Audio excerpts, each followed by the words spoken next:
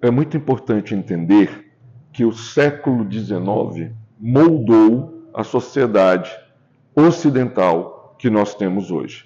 Dois marcos históricos importantíssimos ocorreram nesse período de intensa conturbação social: a Revolução Francesa e a Revolução Industrial, nas suas 2, 3 etapas.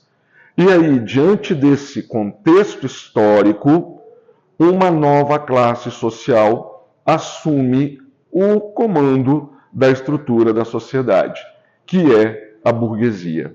E, diante deste quadro social, marcado por intensos conflitos, nós tivemos na arte, nós tivemos na literatura, 3 movimentos: o romantismo, o realismo e o seu primo irmão, o naturalismo. Então, vamos entender estes 2 panoramas. No romantismo, nós vamos ter na literatura e na arte a marca da palavra idealização. Foi um movimento que inicia o século XIX em razão da expectativa de transformações positivas na sociedade, em razão dos 2 movimentos da Revolução Francesa e da Revolução Industrial. Nós vamos ter poemas, nós vamos ter histórias contadas com a marca da idealização do casamento e do amor. A mulher, ela é idealizada, a mulher que sonha com o casamento, a presença do dote, a presença da organização da sociedade, sempre marcada pela idealização. Nós vamos ter a marca muito forte do subjetivismo e o amor sempre superando tudo. No romantismo, na literatura, é muito forte nos poemas a construção de uma mulher colocada num pedestal para ser amada, para ser santificada, uma mulher que quase não é tocada. Nas histórias, e foram muitos romances construídos, mesmo na literatura, até mesmo na literatura brasileira, essas histórias sempre apresentavam donzelas que aguardavam a chegada do príncipe encantado, que sonhavam com o casamento, se casavam novas, e o casamento era a realização plena da vida. Num determinado momento da trajetória do século XIX, os artistas perceberam que todo aquele processo de sonho e idealização estava sendo frustrado. E aí nós vamos ter, na literatura, o surgimento de escritores que vão começar a fazer uma análise crítica da vida. Não haverá mais a idealização.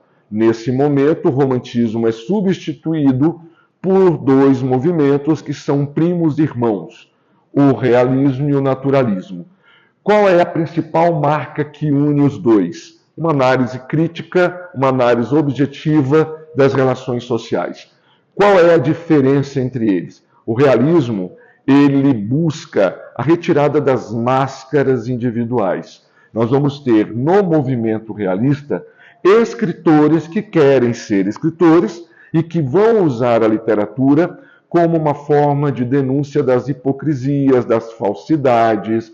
A mulher, nesse momento, ela perde aquela atmosfera idealizada e passa a ser uma mulher de carne e osso, que peca, que erra, que trai. E aqui no realismo nós vamos ter o casamento não mais apresentado na literatura como um ápice das relações sociais.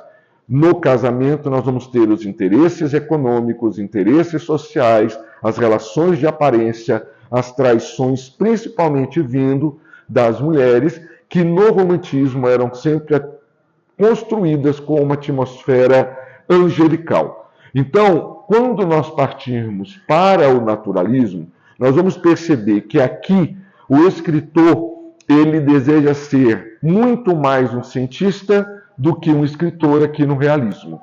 Então, vamos retomar. O que há em comum entre os 2? A análise crítica objetiva da sociedade que se apresenta de maneira podre, de maneira degenerada.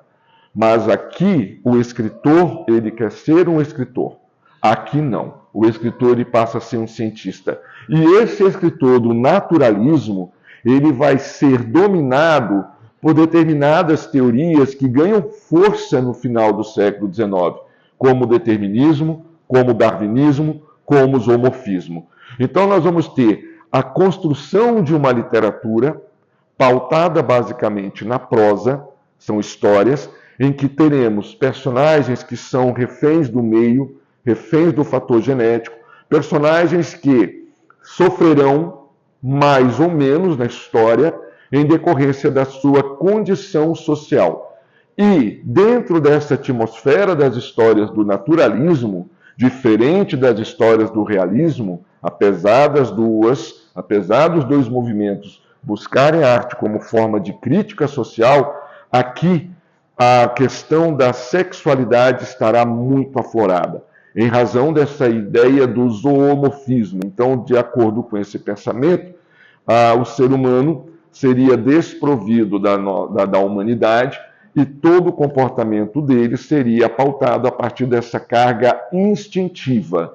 É o que nós vamos ter no livro Curtiço, com o comportamento dos personagens sempre voltado para essa carga do cio, para essa carga sexual. E, lógico, esses escritores vão falar dessa degradação humana, essa degradação que eles vão mostrar por meio dessas relações tão conturbadas, tão intensas que os personagens vão viver. O escritor do naturalismo, ele busca, acima de tudo, provar uma tese. Não é o que acontece aqui no escritor do realismo. O escritor do naturalismo, ele quer, acima de tudo, provar uma tese, que o meio é mais forte, que a condição genética é determinante para que o destino do personagem seja construído. E o escritor aqui vai ser frio, ele não vai julgar.